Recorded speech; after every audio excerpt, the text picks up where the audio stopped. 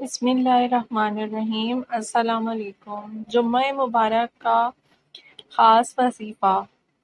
یہ وظیفہ آپ نے صرف جمعہ مبارک کے دن نماز جمعہ کے بعد یعنی ظہر کے بعد اس عمل کو آپ نے ظہر کی نماز کے بعد کر لینا ہے۔ مرد حضرات نماز جمعہ کے بعد کر لیں اور خواتین جو ہیں وہ ظہر کی نماز کے بعد اس عمل کو کر لیں۔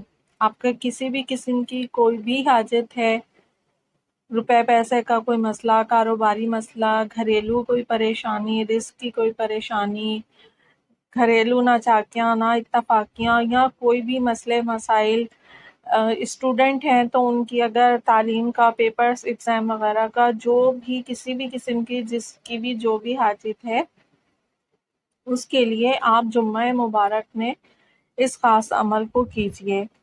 آپ نے کرنا اس طریقے سے ہے کہ آپ نے درود ابراہیمی آپ نے 11 مرتبہ پڑھنا ہے۔ اللہم صلی علی محمد وعلی آل محمد کما صلیت علی ابراہیم وعلی آل ابراہیم انک حمید مجید۔ اللہم بارک علی محمد وعلی آل محمد کما بارکت علی ابراہیم وعلی آل ابراہیم انک حمید مجید۔ 11 مرتبہ آپ نے درود ابراہیمی کو پڑھ لینا ہے۔ اس کے بعد آپ نے سورہ فاتحہ کو 41 مرتبہ، سورہ فاتحہ الحمد شریف جسے کہا جاتا ہے، یہ سورہ مبارکہ آپ نے 41 مرتبہ پڑھ لینی ہے۔ پھر اس کے بعد آپ نے ایک تسبیح پڑھنی ہے 100 ٹائم تک، یا اللہ یا محمد صلی اللہ علیہ وآلہ وسلم۔ آپ نے عمل کو پوری توجہ کے ساتھ پہلے سن لیں، اور جس وقت بھی آپ اس عمل کو کریں گے پوری توجہ کے ساتھ آپ کیجئے گا اور تعداد کا خاص خیال رکھیے گا، اور پوری توجہ اور خشوع و خضوع کے ساتھ اس عمل کو کیجئے گا۔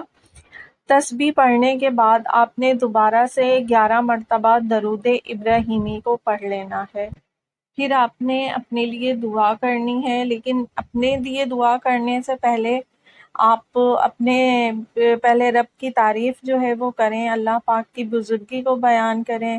اس کے علاوہ اپنے اور اپنے ماں باپ کی اور دوسرے مسلمان بہن بھائیوں کے گناہوں کی بخشش کے لیے دعا کیا کیجیے، اور پھر اپنے لیے آپ کی جو بھی آپ کی حاجت ہے آپ اللہ پاک سے طلب کیجیے، دعا مانگیے اپنے لیے، اور اپنی دعاؤں میں دوسرے مسلمان بہن بھائیوں کو بھی یاد رکھیے۔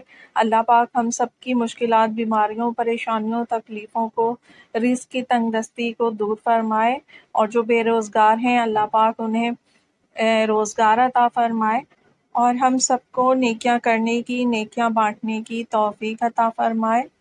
اللہ پاک ہم سب میں اتفاق، محبت، سلوک عطا فرمائے، اور جس مسلمان مومن و مومنات کے دل کی جو بھی دینی و دنیاوی جائز حاجات ہیں انہیں بحق محمد و آل محمد اللہ پاک اپنی بارگاہ میں قبول و مقبول فرمائے۔ آمین یا رب العالمین۔